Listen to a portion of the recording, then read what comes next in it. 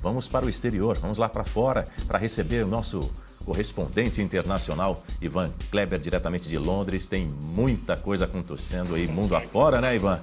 Então, vamos começar a conversar agora contigo. Tudo bem? Tá muito frio aí, pelo visto, hein? Bom dia, Daniel. Saudação a você, a toda a nossa audiência nessa sexta-feira. Como diria, vou repetir aqui, como diria Paulo Francis, tá fazendo um frio meio chato aqui em Londres. Eu tô do lado do Rio Thames aqui, tá vindo um ventinho, nada gostoso, mas vamos que o compromisso é com a notícia. As notícias são quentes. A gente vai começar falando sobre o assunto do momento em todo o mundo. Donald Trump disse que em cerca de 10 dias vai anunciar a decisão se os Estados Unidos vão atacar ou não o Irã. O presidente norte-americano afirmou que o país asiático não pode ter armas nucleares e deu a entender que haverá incursão militar. É isso, Ivan? Será que a gente vai ter uma guerra?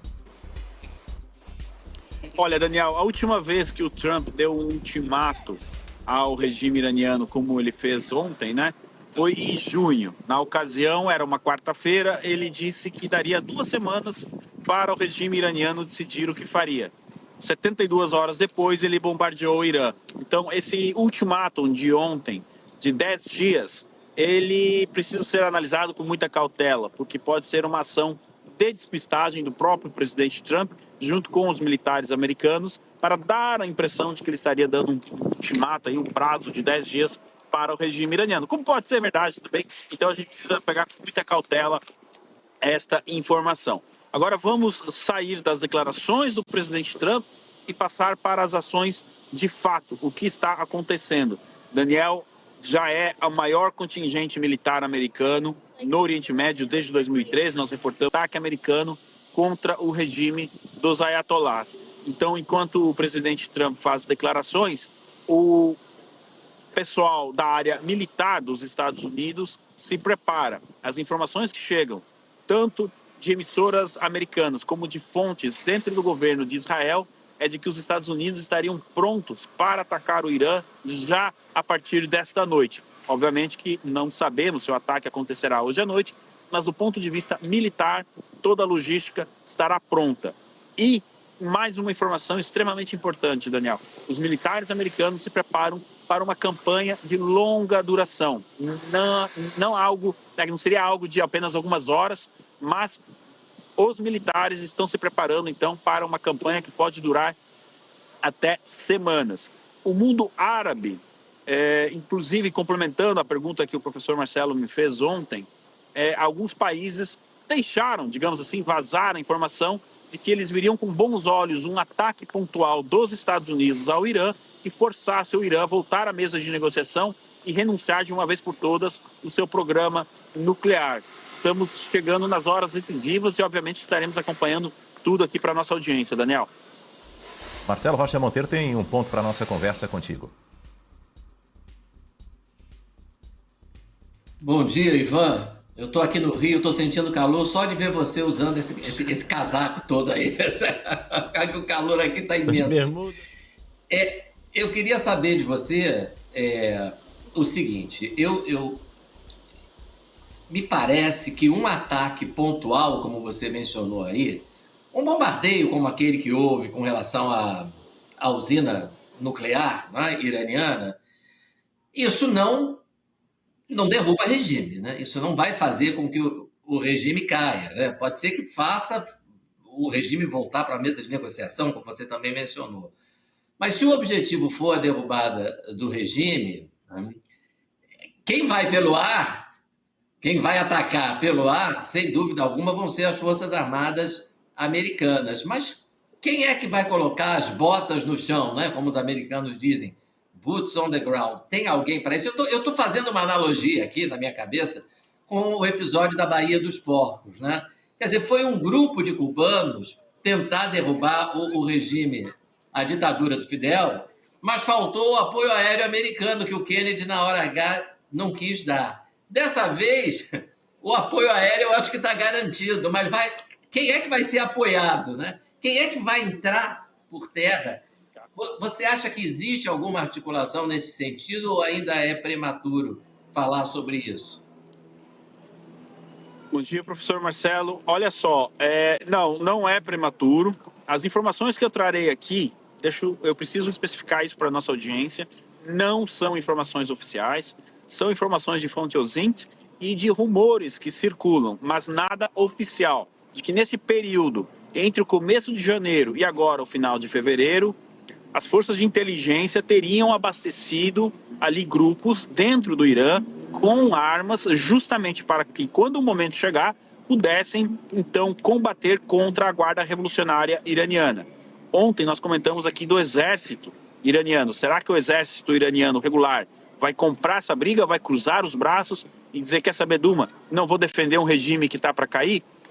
Além desse possível, dessa possível movimentação de grupos contrários ao regime dentro do Irã, nós temos ao norte também as forças curdas, que podem dar um apoio para a queda do regime. Resolveria o problema? Não, porque os curdos, obviamente, vão querer o seu próprio país, o Kurdistão, que, para quem não sabe, os curdos são a maior população do mundo sem um país. São aproximadamente 30 milhões de curdos em todo o mundo que não tem um país para chamar de seu. E eles estão vendo uma oportunidade agora de conseguir ali um território ao norte do Irã para formar o Kurdistão. Algo que, segundo esses rumores, seria muito bem visto, por exemplo, por Israel. Mas aqui nós estamos puramente no campo da especulação. Mas, professor Marcelo, existe sim, não é nenhum absurdo, não é nenhuma teoria achar que sim, que existem hoje forças dentro do Irã só aguardando esse apoio aéreo, só aguardando o momento para derrubar o regime. A preocupação dos Estados Unidos, professor Marcelo, não é nem tanto a questão da derrubada do regime, mas o dia seguinte. O maior temor da administração Trump é que o Irã se torne um novo Iraque, ou uma nova Líbia, ou até mesmo uma Síria, onde a gente tem ali uma guerra civil sem fim. Esse é o pior cenário que os Estados Unidos querem evitar. Por isso, toda essa preparação com bastante tempo, com bastante cuidado, justamente para que não se repitam erros que foram cometidos no passado pelos Estados Unidos no Oriente Médio. Daniel, eu devolvo para você. Agora, vamos voltar a falar, Ivan Kleber, sobre o caso do ex-príncipe Andrew, que foi solto depois de permanecer 11 horas preso pela polícia sob custódia da polícia por suspeita de má conduta em cargo público. Teve uma nota, inclusive, do rei Charles III, ressaltando aí a importância do cumprimento rigoroso da legislação, não é? Isso mesmo, Daniel, o rei publicou uma nota dando todo o apoio às investigações, dizendo que a família real apoia e se coloca à disposição para contribuir com as investigações pelas autoridades competentes. O rei também disse que a lei precisa seguir o seu curso. Bom, ontem, então, o Andrew, ele passou o dia, detido. A polícia fez uma operação de busca e apreensão na sua propriedade, tudo isso relacionado à acusação de que ele teria fornecido documentos sigilosos do Reino Unido para Jeffrey Epstein. A mídia britânica está tratando o caso como apenas a ponta do iceberg. Tem muito mais para ser revelado nessa questão. Então, o Andrew, tentando utilizar aqui um termo que as pessoas no Brasil vão entender, é como se ele tivesse passado por uma audiência de custódia ontem, então ele retornou, mas possivelmente ele poderá ser convocado novamente. As investigações continuam, o trabalho da polícia continua e, como eu disse, nós podemos estar aí diante de apenas do início desses trabalhos. Daniel. E ontem, Ivan, o chefe de gabinete do governo argentino classificou a greve geral no país vizinho aqui como abusiva, isso? Isso mesmo, Daniel. O governo Milei conseguiu uma vitória histórica ontem na Câmara, conseguiu aprovar a lei trabalhista. É a primeira vez desde 1974 que uma reforma trabalhista é aprovada nessa magnitude na Argentina. Então ele conseguiu essa vitória, agora o projeto volta para o Senado com grande possibilidade de ser aprovado, mas forças sindicais, que são muito fortes na Argentina, também uma herança aí do peronismo, várias montadoras de fábricas, trabalhadores de montadoras de fábricas anunciaram greve justamente contra essa reforma. Porém, devemos aqui ressaltar que o governo Milei vem de uma vitória eleitoral extremamente importante no final do ano passado, que é considerado, digamos assim, as middle terms da Argentina. Ele saiu reforçado, o seu partido foi o grande vencedor daquelas eleições, vencendo em locais que eram considerados redutos da esquerda. Então o Milei aproveita dessa popularidade para aprovar uma reforma que talvez não seja tão popular, mas extremamente importante. Daniel, o que nós precisamos ressaltar aqui é que, apesar da chiadeira aí dos sindicatos, a Argentina precisava dessa reforma, a Argentina segue num caminho extremamente importante, fazendo reformas que são necessárias, que se a população argentina entender agora esse sacrifício, lá na frente poderá colher muitos frutos destas reformas. O governo Milei, ele fez muitas promessas de campanha, essa reforma era uma delas, e mais uma vez ele caminha aí para cumprir mais uma promessa de campanha, reforçando sua posição dentro da Argentina. A chiadeira faz parte, é normal, mas eu acredito que o Milei consiga avançar com suas reformas justamente por conta que a população argentina está vendo que o remédio é um pouco amargo, mas está dando resultado e é o que importa no final de contas, né, Daniel? Sem dúvida alguma. Notícia importante também para a nossa audiência: a líder interina da Venezuela, Delcy Rodrigues, promulgou a lei de anistia para presos políticos. Isso aí, Ivan, ao certo contrário de um certo país que ainda vai discutir um projeto de dosimetria, não uma anistia ampla, geral e restrita. Agora, a Venezuela vai sim soltar os presos perseguidos pelo regime chavista. Isso mesmo, Daniel. Ontem à noite, a Delcy Rodrigues promulgou a lei da anistia, então.